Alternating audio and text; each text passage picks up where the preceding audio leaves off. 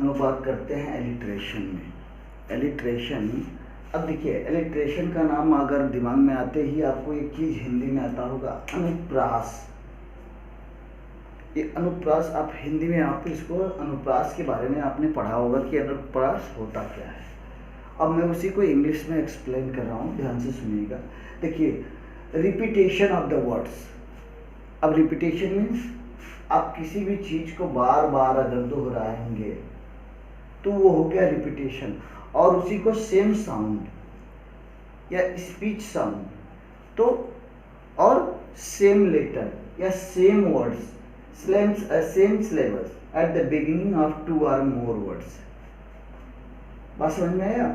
अगर आप किसी एक शब्द को या एक सेम लेटर ठीक सेम सिलेबस में अगर उसको बार बार कहा जा रहा है तो वो किसका एग्जाम्पल बनेगा? वो एलिट्रेशन का एग्जाम्पल बनेगा। जैसे देखिए एग्जाम्पल यच यच यच यच, देख रहे हैं एक सेम वर्ड आपको दिखाई दे रहा होगा। ऐसा नहीं। दूसरा एक एग्जाम्पल देखिए,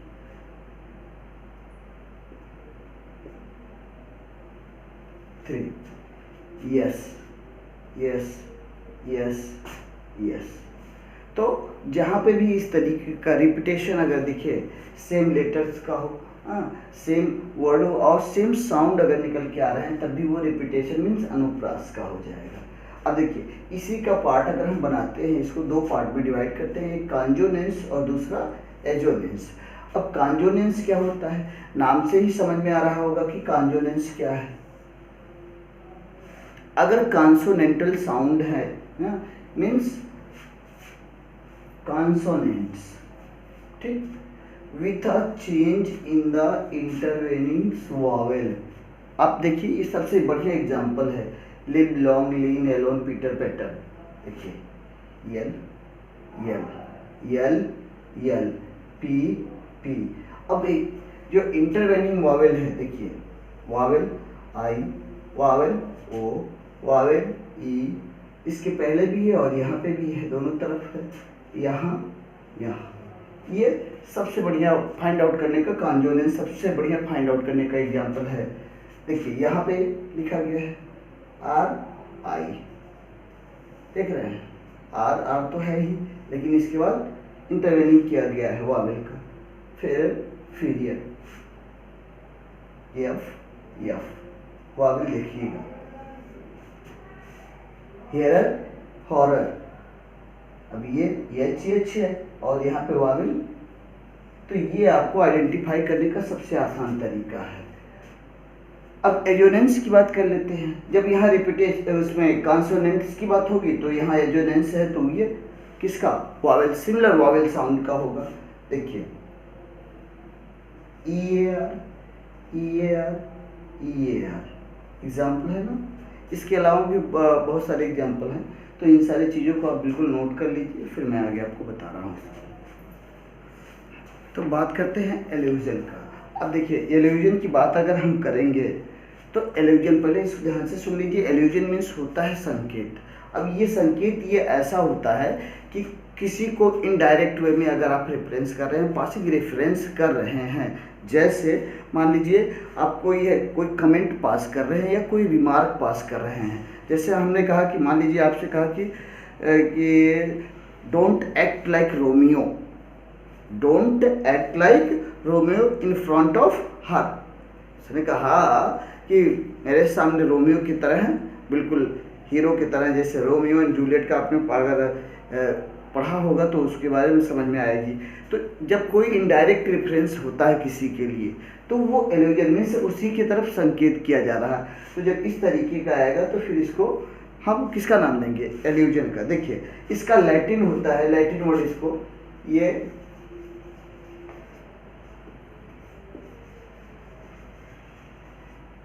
यूडर मीन्स होता है इसका प्ले। अब ये किसको करता है? ये इनडायरेक्ट रेफरेंस करता है।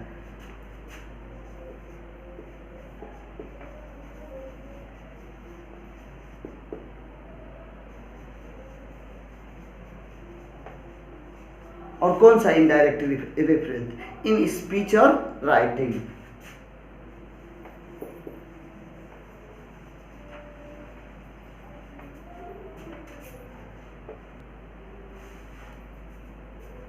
तो ये समझ में आया कि इनडायरेक्ट रेफरेंस, अब किसी चीज़ को इनडायरेक्ट वे में अगर आपको कहा जाएगा कि मेरे सामने रोमियो की तरह बनो नहीं, ठीक। अब ऐसे एग्जाम्पल या एक पासिंग कमेंट होता है,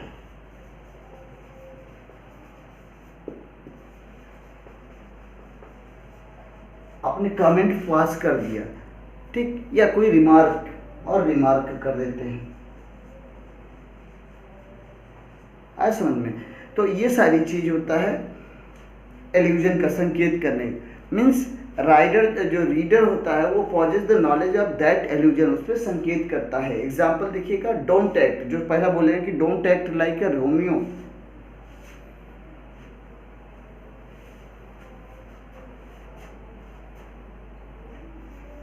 डोंट एक्ट लाइक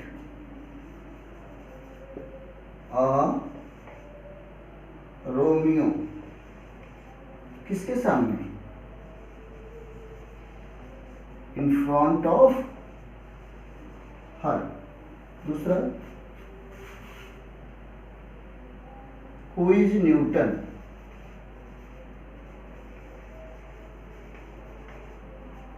कहाँ का, ऑफ आवर कॉलेज। तीसरा देखिए, he was called Hamlet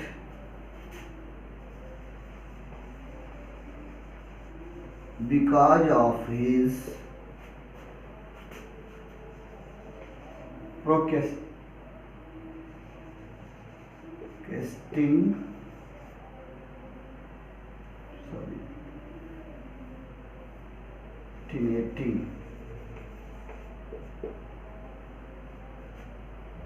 इसको हिंदी में कहते हैं टाल मटोल।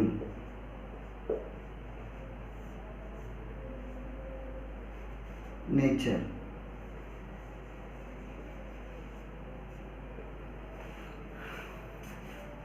अब देखिए फिर से एक बार इसको ध्यान से सुन लीजिएगा। अगर आप डायरेक्ट कोई भी पास कमेंट आप पास कर रहे हैं या पासिंग रेफरेंस या इनडायरेक्ट रेफरेंस इन स्पीच और राइटिंग। अब स्पीच या राइटिंग की बात क्या कर लेते हैं, हमने क्या कहा कि डोंट एक्ट लाइक रोमियो, ठीक। इसका मतलब क्या हो गया कि रोमियो की तरह मेरे सामने इन फ्रंट ऑफ हर, तो ये कमेंट पास किया गया, उसको रोमियो बनाया गया कि नहीं बनाया गया। दूसरा, अब देखिए कोई बहुत बढ़िया पढ़ने में अच्छा है और बहुत बढ़िया पढ़ने में अच्छा, और हमने कहा कि ये हमारे कॉलेज का न्यूटन है। न्यूटन तो रियल में है नहीं, लेकिन हमने क्या नाम दे दिया उसको, एक कमेंट पास कर दिया न्यूटन का। समझ में आ गया। थर्ड हुआ, अब हेमलेट तो विलियम शेक्सपियर ने मेंशन किया है, he was called Hamlet because of his procrastinating nature, जो टाल मटोल करने वाला, किसी काम को आज कल परसों, उसको क्या नाम दिया जाता है, हेमलेट। तो इस तरीके के सेंटेंस मीन्स आप अगर कमेंट पास कर रहे हैं, कोई रिमार्क दे रहे हैं, किसी इनडायरेक्ट रेफरेंस या पासिंग रेफरेंस है, तो इस चीज़ को हम किसका नाम देंगे, एल्यूजन मीन्स हम संकेत कर रहे हैं उसको इस वे में। नेक्स्ट टॉपिक एंटीथेसिस को फिर से देखिए, विलोम या विरोधाभास की बात कर लेते हैं। इसको ध्यान से सुन लीजिएगा। अगर कोई भी शब्द है, कोई भी फ्रेज है, कोई भी क्लाज है, अगर वो कॉन्ट्रास्ट करता है मीन्स विरोध करता है, एक सेंटेंस दूसरे सेंटेंस का विरोध करेगा ही करेगा, तो वो सेंटेंस अगर ऐसा होता है तो उसको हम एंटीथेसिस का नाम देते हैं। जैसे हमने क्या लिखा कि one word is set against the other, और क्या करने के लिए, फॉर बैलेंसिंग, बराबर करने के लिए। जैसे अगर मैं लिखूँ टू इरर इज ह्यूमन, अब हमारा तो काम है, मानव का काम क्या है, गलती करना, जबकि भगवान to forgive divine, to forgive divine. एक दूसरा एग्जाम्पल देखिए, दूसरा एग्जाम्पल क्या ले लेते हैं, मैन प्रपोजेस, मैन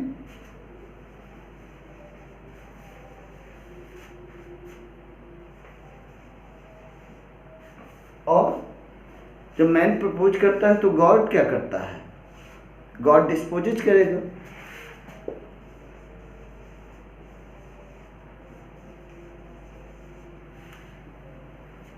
सब बहुत अच्छे एग्जाम्पल हैं, आपके समझने के लिए बहुत काम करेगा।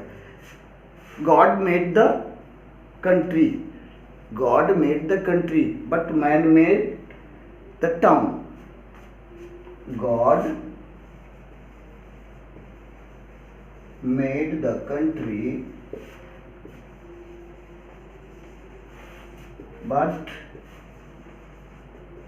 Man made town. बात समझ में आया? अब देखिए यहां पे क्या किया है इसने,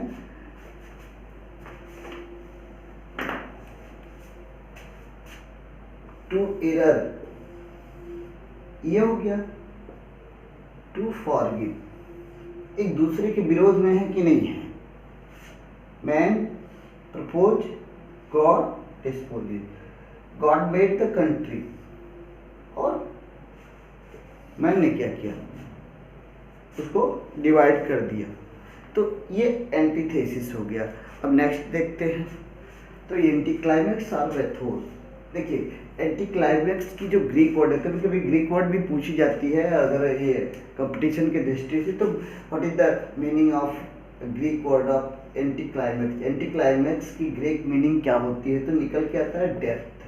अब इसको सबसे पहचानने का सबसे सरल नियम क्या है, घटते क्रम में, descending order.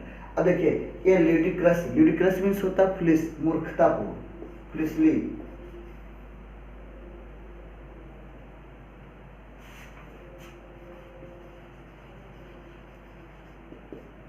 Descending means higher to low. अब देखिए जैसे यहाँ पे एक एग्जाम्पल मैंने लिखा है, ही लॉस्ट हिज वाइफ, देख रहे हैं, हिज डॉटर। पहले उसने क्या खोया, अपनी पत्नी, फिर डॉटर, सन। अब देखिए ये वॉच, हिज वॉच, घड़ी। अब इसका क्या मतलब, ऑल एट वन फेल सो। अब यहाँ इसने क्या किया है, इसको सबसे लास्ट में एज ए वर्थलेस पॉइंट माना जाएगा इसको। अब वही डिफरेंस देखिएगा, क्लाइमेक्स का ग्रीक वर्ड सी से ये के से होता है, इसको ऐसे लिखते हैं क्लाइमेक्स, ये ग्रीक। और ग्रीक में इस क्लाइमेक्स का मीन्स होता है ladder, means low to high, ascending order means वहाँ असेंडिंग बढ़ते हुए क्रम को आप सपोर्ट करते हैं। लो टू हाई मीन्स बढ़ते क्रम में आइडिया को अरेंज किया जाता है। जैसे आप एक फर्स्ट सीढ़ी, फिर सेकेंड, थर्ड, फोर्थ, इस तरीके से होता है। तो ये इस तरीके इसमें जैसे देखिए, to strive, to see, to find and not to end. यहाँ ये देखिए, ये जूलियस सीजर की ये टेंशन की लाइन है, आई केम, आई शा, आई कंकर्ड, ऐसा। तो इस तरीके से मीन्स आप इसको पहचान सकते हैं। अगर कोई घटते क्रम में कर रहा है कोई इंसिडेंट ऐसा, तो वो कहाँ जाएगा, एंटी क्लाइमेक्स में। और अगर वो बढ़ते क्रम में है तो आप उसको फाइंड आउट कर सकते हैं किसमें, क्लाइमेक्स में।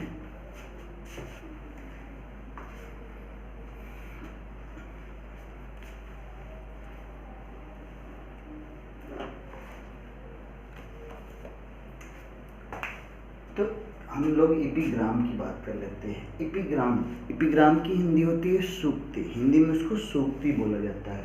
अब सूक्ति से आपको समझ में आना चाहिए। देखिए इसका अगर इसकी मीनिंग निकाली जाए तो ये देखने में आउटवर्डली फुलिश मीन्स, अगर उसको बाहर से देखा जाएगा तो ये ऐसा लगेगा कि मूर्खतापूर्ण शब्द लिखा गया, लेकिन उसकी मीनिंग होगी बहुत deep meaning, inwardly meaningful sentence वो होगा। जैसे दूसरा पॉइंट क्या किया है मैंने, ये किसी भी सब्जेक्ट पे एनी मूड, और देखिए सब्जेक्ट आ रहे एनी मूड। जैसे हमने लिखा है एमेटोरी मीन्स, एमेटोरी मीन्स होता है प्रेम उत्पन्न करने वाला। ये शोक, मेडिटेटिव, ध्यान, बहुत सारे ऐसी चीजें हैं जिस पे वो अपने उसको एपिग्राम को उसने रखा है। जैसे अब क्या कर रहा है, द हाईएस्ट आर्ट कंसील, एक दूसरे का क्या हो रहा है यहाँ पे, the highest art is to be conceal art, child, देखिए the child father of man, coward die many time before their death. समझ में आया ये?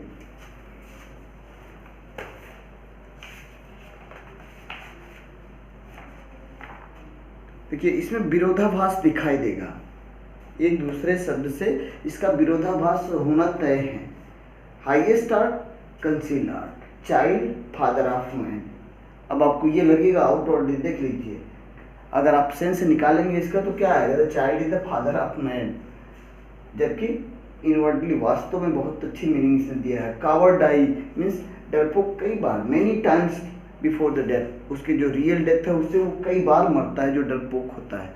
तो सेंटेंस ये जब भी दिखने को मिलेगा तो ये विरोधाभास उत्पन्न करता है, स्पष्ट क्लियर विरोधाभास उत्पन्न करेगा इसके और एक दूसरे से। अब आ जाइए हम यूफेमिज्म। यूफेमिज्म को हम हिंदी में कहते हैं व्यंजना अलंकार। व्यंजना अलंकार। अब व्यंजना अलंकार देखिए, अगर यू को आप डिसज्वाइन करेंगे यू प्लस फेम, तो यू मीन्स होता है ग्रीक वर्ड पीईआर, या इसको वेल बोलते हैं, इसकी मीनिंग निकल के आती है वेल, और फेम मीन्स स्पीक से होता है। तो आई स्पीक वेल, क्या निकल के आया, आई स्पीक वेल। अब देखिए कोई भी नेगेटिव थिंग्स रहेगा, अनप्लीजेंट वे, कोई भी अनप्लीजेंट थिंग्स है या कोई भी नेगेटिव थिंग है, उसको अगर पॉजिटिव वे में आप कह रहे हैं, समझ में आया मेरी बात, प्लीजेंट वे में कह रहे हैं तो वो पॉजिटिव वे में कहना ही वही यूफेमिज्म है। जैसे आप नेगेटिव सेंसेस में है लेकिन आपने कहीं नो और नॉट नहीं देखा, ही हैज पास्ड अवे, आया नो या नॉट नहीं, he has fallen asleep means वो ये बता रहा है कि आदमी मर गया है, लेकिन उसने ये शब्द नहीं कहा कि वो मर गया है, सीधे सीधे उसने इस शब्द का इस्तेमाल नहीं किया है, ही हैज फॉलन asleep या ही हैज पास्ड अवे। बात समझ में आया? तो कोई भी एक ऐसी चीज़ है जिसको जो कोई भी नेगेटिव थिंग्स है और नेगेटिव थिंग्स को अगर पॉजिटिव वे में आप ले रहे हैं तो इट मीन्स वो क्या रहेगा, यूफेमिज्म रहेगा। यहाँ देख लीजिएगा वेल, आई स्पीक वेल। अब आ जाते हैं इसकी बात कर लेते हैं, हाइफेलेज या ट्रांसफर एपिथेट। देखिए इसकी मीनिंग निकल के आती है, अगर इसकी मीनिंग देखा जाएगा ग्रीक वर्ड में तो इसका मीन्स होता है इंटरचेंज। और एपिथेट से एडजेक्टिव्स और एडवर्ब्स की बात कर लेते हैं। तो कोई भी सेंटेंस अगर आप उसका मीन्स जो होना चाहिए वो ना कह के दूसरा ऊपर, जैसे इंटरचेंज ऑफ एडजेक्टिव्स और adverb in the form of word to which it properly belong to. हमने क्या लिखा है, the ploughman plods his weary way. अब देख लीजिएगा यहाँ पे वे आपका नाउन है और इसके पहले एडजेक्टिव, और इसका सेंस क्या निकल के आया, द प्लाउमैन प्लॉट मीन्स जो भी काम करने वाले हैं, जो भी कह दीजिए मजदूर थे, वो उनका रास्ता बिल्कुल थक, तो रास्ता थोड़ी ना थका है, रास्ता नहीं थका, लेकिन उसको ऐसे कहा गया कि पूरा रास्ता उनका वो थकाऊ हो गया। देखिए ही पास द स्लीपलेस नाइट। अब देख लीजिए यहाँ पे स्लीपलेस ये एडजेक्टिव हो गया और नाइट आपका नाउन, मीन्स वो पूरी रात बिना सोए हुए गुजारा। तो उसमें रात की क्या गलती है, उसने क्या कर दिया, sleepless night. Let us speak और फ्री हार्ट, करा दिल खोल करके, ये देखिए फ्री एडजेक्टिव और हार्ट नाउन। बात समझ में आ गया? तो अगर आप एडजेक्टिव या एडवर्ब को इंटरचेंज करके एक प्रॉपर्ली बिलोंग्स का जो मैंने कहा है कि जो कहना चाहिए आपको, उसके बजाय आपने क्या किया है दूसरे वे में कि रास्ता थकाऊ हो गया, जबकि रास्ता थकाऊ नहीं है, खुद आदमी थका हुआ है, मजदूर थके हुए हैं। ही पास मीन्स पूरी रात वो सोया नहीं, तो उसमें रात का क्या दोष है, ऐसा में ये कारण दिल खोल के पूरी बात करते हैं। तो ये सारे सेंटेंस होते हैं जिसको अच्छे तरीके से आप इसको नोट कर लीजिएगा। तो हम बात कर लेते हैं एलिगरी की। अब देखिए, एलिगरी को अगर हम बात करते हैं तो एलिगरी को दो पार्ट में डिवाइड कर सकते हैं, एक हिस्टोरिकल एलिगरी और एक पॉलिटिकल एलिगरी। इस पे आगे हम बात करेंगे। हम इसको डिसजॉइन करते हैं एलिगोरिया। देखिए, ये ग्रीक वर्ड इसका एलिगोरिया। अब एलिगोरिया को अगर आप डिफाइन कर रहे हैं तो एलस प्लस एगोरिया। एलस की मीनिंग होती है अदर और एल्गोरिया की मीनिंग होती है स्पीकिंग। अब देखिए, ये किसी पे भी बेस्ड होता है। स्टोरी हो सकता है, पोएम हो सकता है, प्ले हो सकता है। इसकी मीनिंग क्या होती है? वो हिडन मीनिंग होती है। तीसरा, इसका जो कैरेक्टर होता है या कोई इवेंट हो, वो सिंबल इज ए सिंबल। और क्या करने के? Represent an idea. किसी भी आइडिया को, कोई भी विचार है, जैसे ट्रूथ हो गया, डेथ हो गया, इविल हो गया, इटीसी, कोई भी ऐसी चीज है जिसको, इसके सबसे बेस्ट एग्जाम्पल है, देखिए जॉन मिल्टन का पैराडाइज लास्ट बुक सेकेंड आप देखेंगे तो उसमें बहुत सारे ऐसे दिए गए हैं। जॉन बनियान्स का देखेंगे पिलग्रिम प्रोग्रेस, ठीक है। तो इसको एक बार थोड़ा सा डिटेल में देख लीजिएगा, ठीक, और इसको समझ में आ जाना चाहिए बिल्कुल, एक एक पॉइंट इसको डिसजॉइन करके समझाया गया है। So thanks for watching this video. और जितने अन्य बाकी हैं सब उसको रिमेन पार्ट फिर अगले उसमें बताया जाएगा आपको। I just wanna stay bad, stay mad, chip on my shoulder cause they treat me like an outcast. I ain't gonna take that, stay back, always